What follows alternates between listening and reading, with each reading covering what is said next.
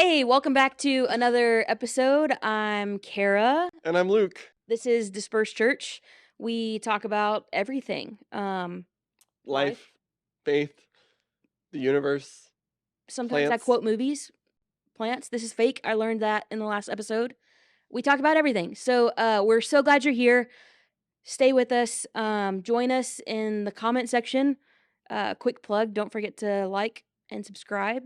And follow us on social media. Yeah, Links below. we'd love to connect with you. Our desire is to really build a community and just create a dialogue and talk about things. Yeah. Today we are talking about how God created everything. Yeah.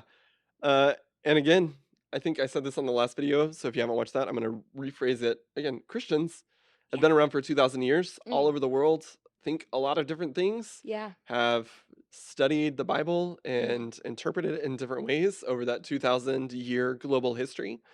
So just because you know what a Christian thinks doesn't mean that you know what all Christians have thought over the course of all time. Yeah. So you probably, when we said God created everything, had a set of assumptions about what we might talk about, but would encourage you to stay tuned because we Yeah. may say some things you hadn't thought about. Yeah. So we are going to dive more specifically into Christian beliefs today. Mm. So that's Cool. where we're at. I'm God ready. created everything. Yeah. Here we go. Let's go. So that Yeah. summary really does like get to the Yeah. baseline of it. Like God made everything. Yeah.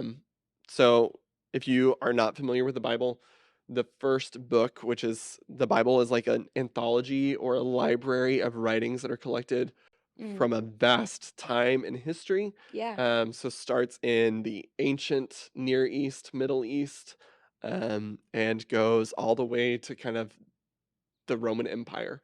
Yeah. So very long history, lots of different writers, different cultures. So it's an anthology or a library. So if we reference a specific book of the Bible, what that means is we're talking about one book in the library that is the Bible.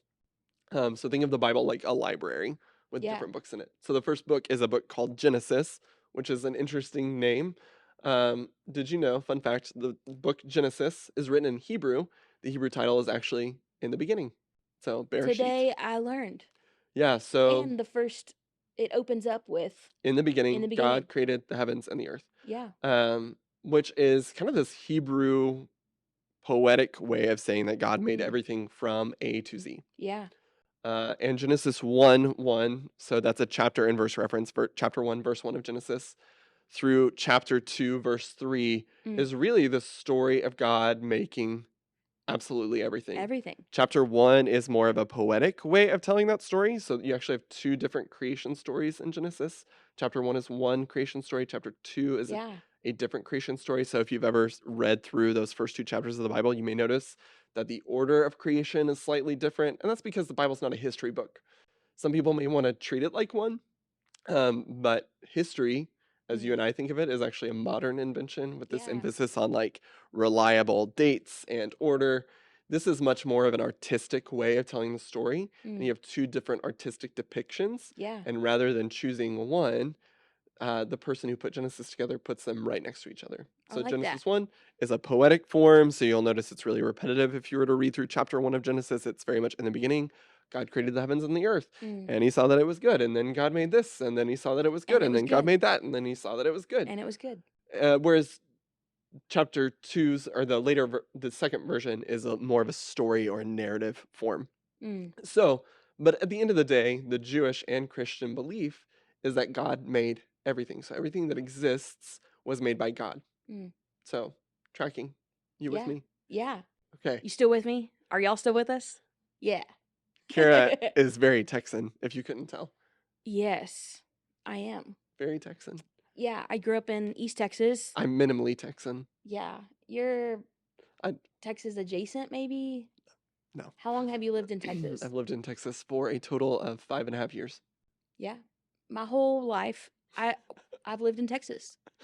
And the accent comes out more if I'm tired, angry, or I talk to my mom. So So what if you're today tired? you learned. What if you're tired, angry, and talking to your Ooh, mom? the trifecta. The trifecta.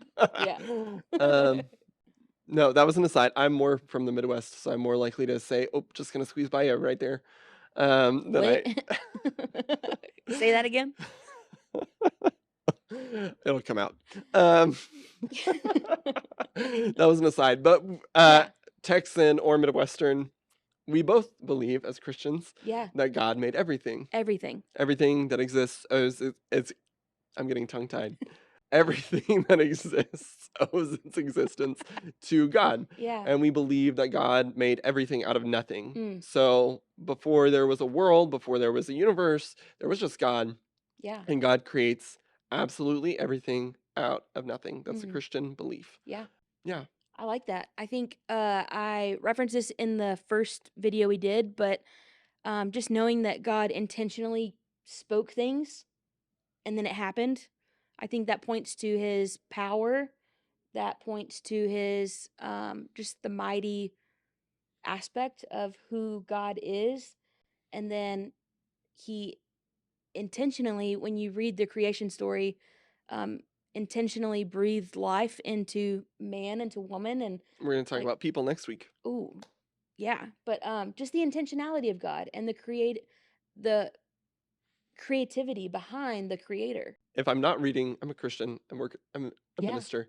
If I'm not reading theology, I actually tend to read conservation science, biology, and ecology. Whoa. Those are my favorites. Y'all, there's some great books on bird migration. How cool. I have One of our never producers is rolling her eyes because her husband and I both read the same books about birds. I've Um, never read a book on bird migration ever. World on a Wing, highly recommend it. But all Write that that to down, say, y'all. World on a Wing. I think there's this Christian belief that the Mm. world is good. God makes the world and calls it good. So everything that Yeah. exists, from light and dark to birds, like Yeah. all of this, God looks at it and says, this is good. Yeah.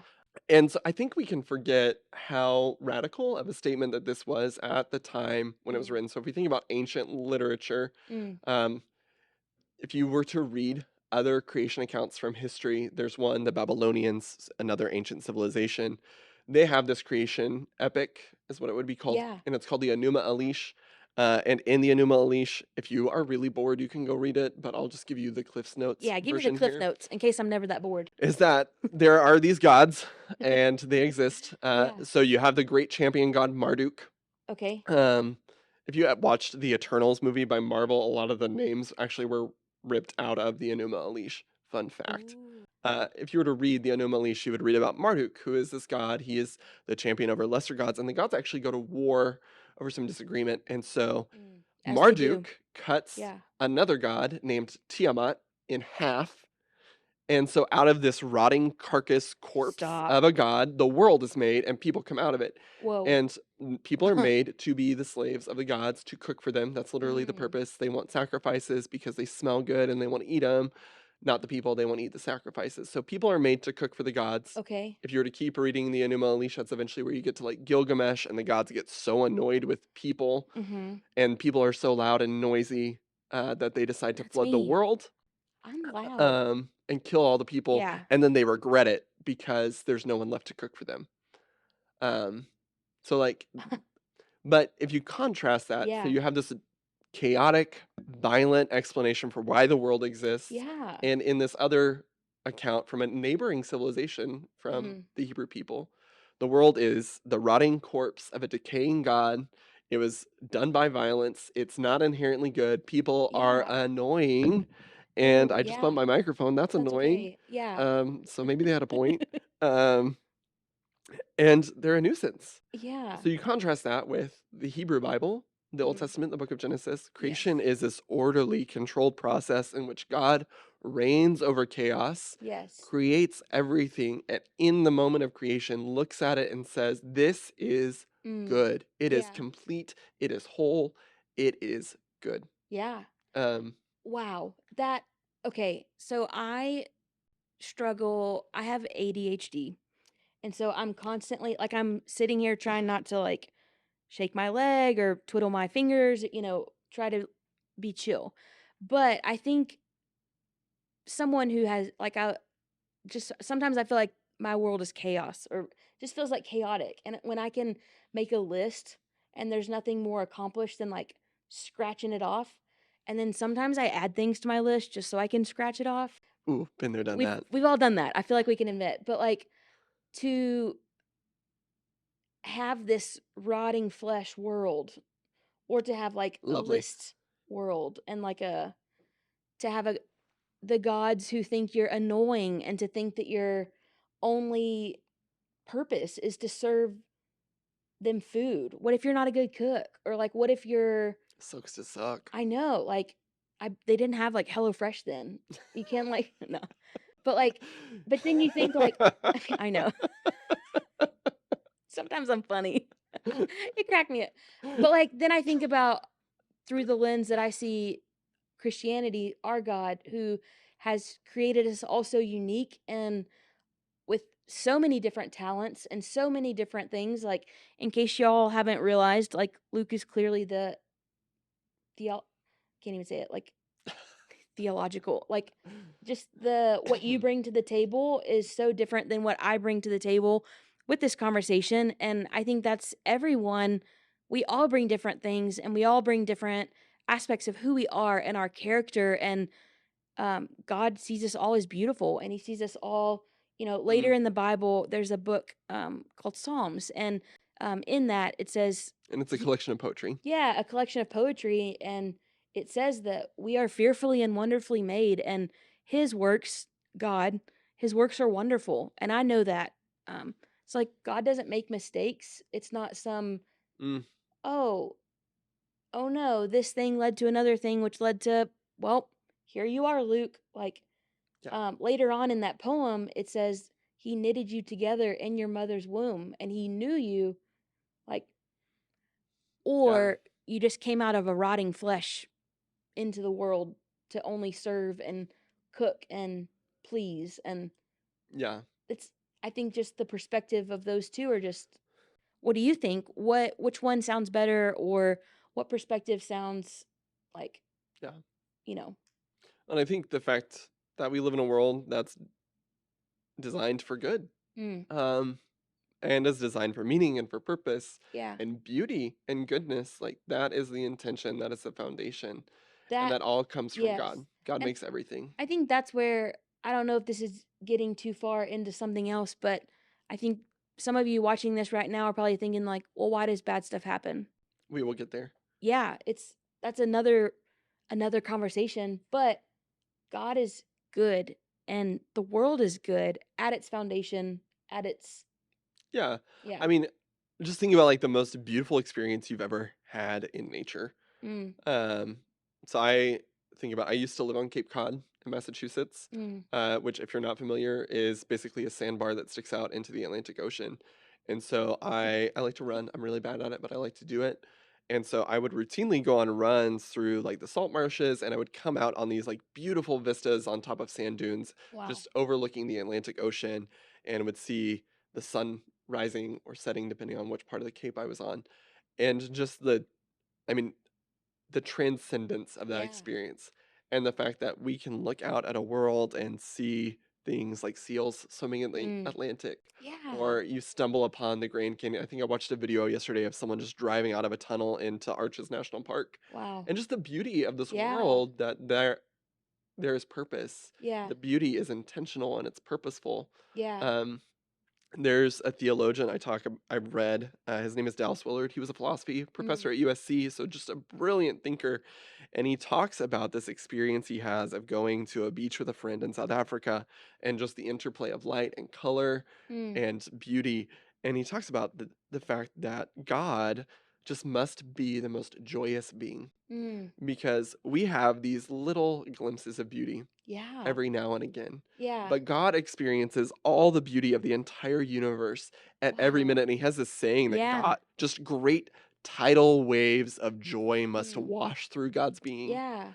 Um, and so that God is not just this begrudging creator of the universe, but God Mm. joyfully, lovingly creates beauty and is filled with this ecstatic expression of joy. And I think how it all connects and flows, it's not just this popcorn random thing.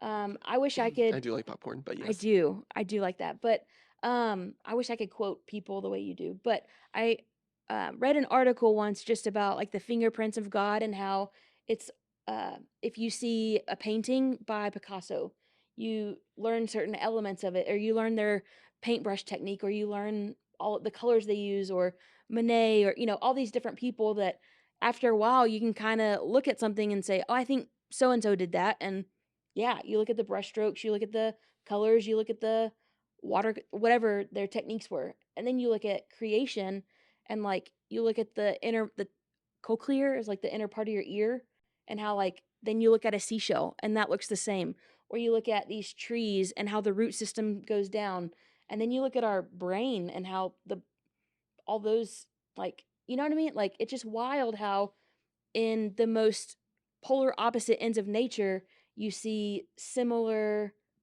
techniques and similar things, and it's beautiful. It's not chaotic, it's not random, it's not this thing that happened, it's intentional. And Yeah.